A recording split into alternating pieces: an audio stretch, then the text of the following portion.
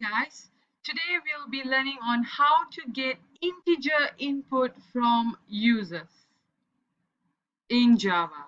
If you like our how-to lessons, do subscribe to our channel now. So, let's get going to our program.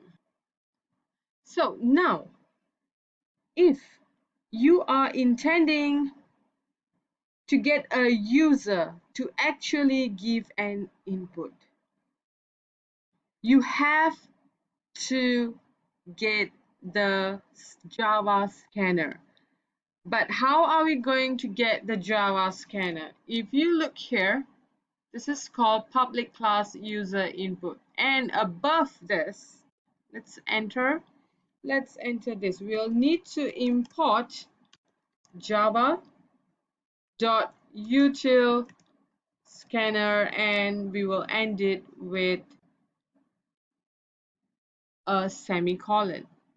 So one more thing that we have to understand, the S has to be a big letter, and not forgetting that there has to be a dot.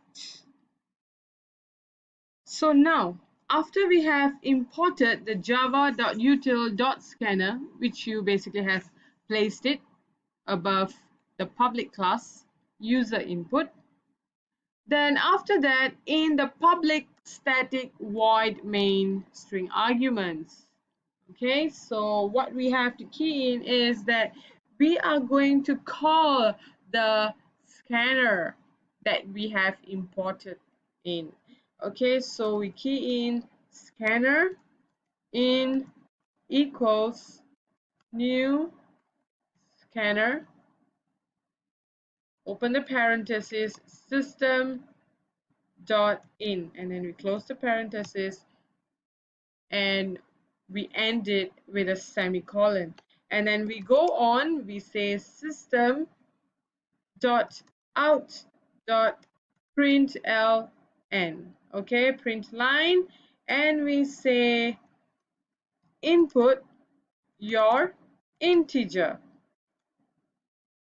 and then we leave a space here, and then after that make sure you end the statement with a semicolon, of course, and then we will declare int input, and we say in dot next ln t, sorry, int, and we open and close the parenthesis and end it with a semicolon. So let's run the program. So all we have to do is just get here, click on run, and we say run project.